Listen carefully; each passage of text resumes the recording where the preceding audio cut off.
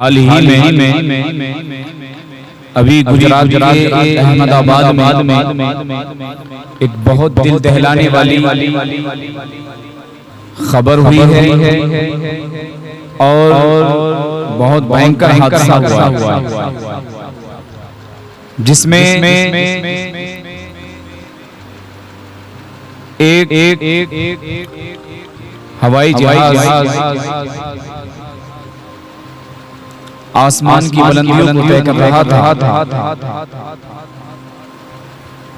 اور اچانک ہی زمین سے کچھ ہی دوری پر پہنچا تھا کہ وہ کریش ہو گیا اور زمین کی تہہ سے آ کر مل گیا۔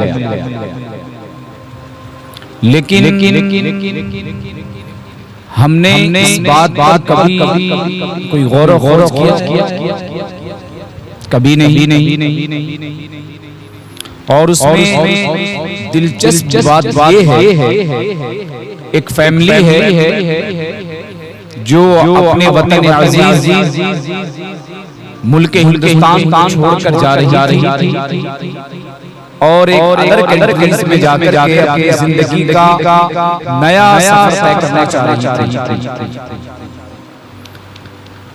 لیکن اللہ سبحانہ وتعالی کو کچھ اور ہی منظور تھا اور اسی فلائٹ کے اندر وہ تہس تہس ہو کر کے رہ گئے۔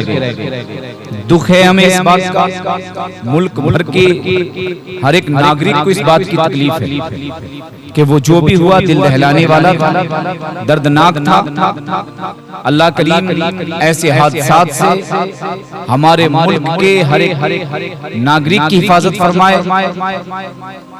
اور اللہ کریم ہم سب کو ہر بری اور مشکل اور کٹھن گھڑیوں سے نجات عطا فرمائے۔ لیکن یہاں ایک دلچسپ بات یہ ہے، کسی کہنے والے نے بڑا خوبصورت کہا ہے، وہ کہہ رہے ہیں کہ موت جو ہے نا، موت ایک ایسا لفظ ہے جو اچھے پہلوان، اچھے سورواں کے پسینے چھڑا دیتا ہے۔ اللہ کریم قرآن پاک میں فرماتا ہے اینما تکونوا یدرککم الموت ولو کنتم فی بروج مشیدہ، تم کتنے ہی مضبوط قلعوں کے اندر کیوں نہ بند ہو جاؤ، یہاں تک کہ تم 7 تالوں کے اندر کیوں نہ بند ہو جاؤ، لیکن میرے رب کی پکڑ تمہیں وہی پکڑ لے گی، موت تمہیں وہیں آ کر کے رہی۔ موت جو ہے، موت بندے کو گھیر کر لاتی ہے اور موت وہیں پر آنی ہے جہاں اس کی موت کا وقت لکھ دیا گیا۔ اللہ تبارک و تعالی انسان کو پیدا بعد میں کرتا ہے، پہلے اس کی موت کا وقت اور اس کی جگہ مقرر کر دی جاتی ہے۔ مرنے کے لیے اس دنیا میں آنا، اس زمین پر آنا، اس سنسار میں آنا یہ شرط نہیں۔ مرنے کے لیے زمین پر آنا یا دنیا میں آنا یہ بات شرط نہیں ہے، مرنے کے لیے وقت کا ہونا شرط ہے اور جگہ کا ہونا شرط ہے۔ موت تمہیں وہیں آ کر رہے گی جہاں اس کی جگہ ہے اور اسی وقت مقررہ پر آ کر رہے گی جو اس کا وقت متعین کر دیا گیا ہے، جو اس کا وقت مقرر کر دیا گیا ہے۔ ایگزامپل کے طور پر یوں سمجھ لیجئے گا، آپ نے کتنے ایسے حادثات سنے ہوں گے، ابھی ٹیلی فون کی گھنٹی بجی اور جب ادھر سے بات چیت کا سلسلہ جاری ہوا تو ادھر سے کسی کہنے والے نے کہا صاحب ہمارے یہاں ایک بچے کی ولادت ہوئی ہے اور وہ بچہ انتقال کرا ہوا پیدا ہوا، وہ مرا ہوا پیدا ہوا۔ تو آپ ایک بات ہمیں بتائیں، اگر دنیا کی رنگینی دیکھنا موت کے لیے شرط ہے، دنیا میں زمین پر آنا موت کے لیے شرط ہے، تو پھر بتاؤ اس بچے کو جو موت کا لقمہ بنا ہوا ہے، جو موت کی گرفت اور موت کے شکنجے میں آ گیا ہے، اس بچے نے تو ابھی اس دنیا میں آ کر کے ایک سانس بھی نہیں لی، ایک آن بھی اس دنیا کو نہیں دیکھا ہے، لیکن پھر بھی موت اس کو آ گئی ہے، موت نے پھر بھی اس کو اپنا لقمہ بنا لیا۔ تو اس کے انتقال ہونے سے، اس کے مرا ہوا پیدا ہونے سے اس بات پر دلالت کرتا ہے، اس بات کو واضح کر دیتا ہے کہ مرنے کے لیے پیدا ہونا شرط نہیں ہے، مرنے کے لیے وقت کا ہونا شرط ہے، مرنے کے لیے جگہ کا ہونا شرط ہے۔ جیسے کہ ایک روایت میں ملتی ہے، حضرت سلیمان علیہ السلام یہ اللہ کے نبی بھی ہیں، اور یہ ایسے نبی گزرے اور ایسے بادشاہ گزرے ہیں کہ جنہوں نے پوری دنیا پر حکومت کی، جنہ اجنہ، بھوت پلیت، ہوا، پیڑ، سمندر، پہاڑ، شجر و حجر، خشک و تر، ہر شے پر اللہ سبحانہ وتعالی نے انہیں طاقت عطا فرمائی، اور اللہ کی قدرت کے تحت، اللہ کی مرضی کے مطابق کائنات کی ایک شے پر حکومت کر چکے۔ انہی کے دور میں انہی کا دربار سجا ہوا ایک شخص ہے جو ان کے دربار میں موجود ہے۔ موت کا فرشتہ آیا اور آ کر کے اس کو دیکھ کر چلا گیا۔ تھوڑی دیر کے بعد پھر وہ موت کا فرشتہ آیا، اور آنے کے بعد اس موت کے فرشتے نے ایک الگ چیز پائی۔ جو شخص ابھی ان کے دربار میں بیٹھا ہوا تھا اب وہ ان کے دربار میں نہیں ہے۔ موت کا فرشتہ حضرت اسرائیل علیہ السلام پوچھتے ہیں، اے اللہ کے نبی سلیمان علیہ السلام، وہ بندہ خدا جو ابھی تمہارے دربار میں بیٹھا ہوا تھا یہاں پر، وہ کہاں ہے؟ وہ کہاں ہے؟ حضرت سلیمان علیہ السلام فرماتے ہیں، کیا ہوا؟ تمہیں اس کی کیا حاجت ہے؟ وہ ابھی ہندوستان گیا ہے۔ تو حضرت سلیمان علیہ السلام سے وہ موت کا فرشتہ کہتا ہے، میں اسی بات کی تو حیرت کر رہا تھا کہ اس کی موت کا وقت بالکل ان قریب ہے، چند لمحوں میں یہ موت کا لقمہ بننے والا ہے، اس کی جسم سے روح نکالنے کا حکم مل چکا ہے، اور میں ابھی یہی سوچ رہا تھا کہ اس کی موت کی جو جگہ لکھی ہوئی ہے، اس کی موت کا جو وقت لکھا ہوا ہے وہ یہ وقت ہے، اور اس کے مرنے کی جو جگہ لکھی ہوئی ہے وہ ملک ہندوستان۔ حضرت سلیمان علیہ السلام جب اتنا سنا تو موت کے فرشتے کو دیکھنے لگے اور کہنے لگے، وہ شخص جو ابھی ہمارے دربار میں بیٹھا ہوا تھا وہ ہم سے ضد کرنے لگا کہ مجھے ابھی ملک ہندوستان جانا۔ ہم نے اس کے لیے گھوڑے کا انتظام کیا، اس نے انکار کر دیا۔ ہم نے اور سواریوں کا انتظام کیا، اس نے انکار کر دیا۔ اس نے کہا مجھے ابھی فوری طور پر ہندوستان پہنچنا ہے۔ فرمایا حضرت سلیمان علیہ السلام کہ ہم نے اس کو بادل کے ٹکڑے کے ذریعہ، یا مختلف روایتیں ملتی ہیں، بالآخر کہتے ہم نے ایک لمحہ میں اسے ملک ہندوستان پہنچا دیا۔ اتنا سننے کے بعد موت کا فرشتہ وہاں سے چلا اور جا کر کے اس بندے کی روح کو ملک ہندوستان میں آتے ہی قبض کر لیا گیا۔ کہنے کا اور بتانے کا مطلب یہ ہے، وہ فیملی جو پوری پلاننگ کے ساتھ میں ملک کو چھوڑ کر جا رہی تھی، ہوائی جہاز میں بیٹھنا، پلین میں بیٹھنا، یہ ایک ہلا تھا، یہ ایک بہانہ تھا۔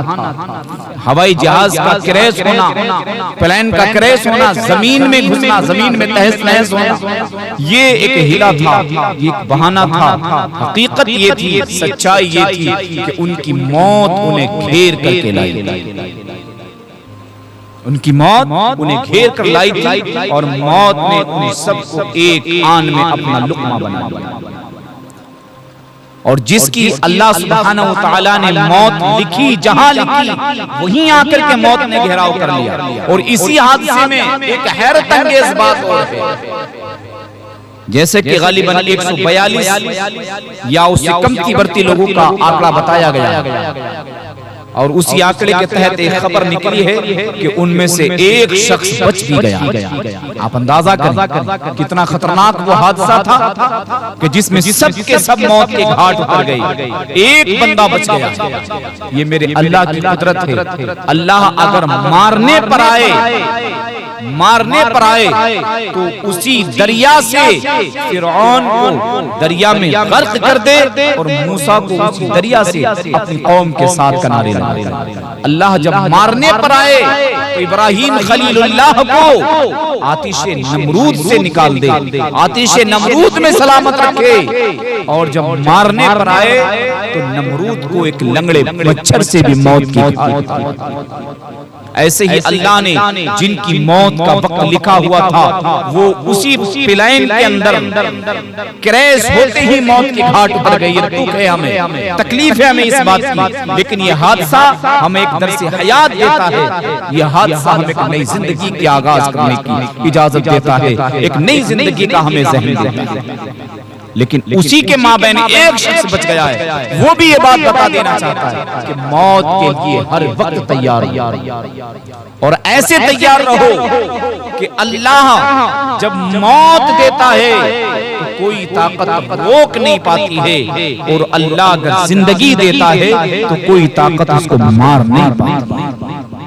اس لیے اپنی زندگی اللہ سبحانہ وتعالی اور اس کے رسول پاک صلی اللہ علیہ وسلم کے لیے سلیف کریں۔ موت پر حق ہے۔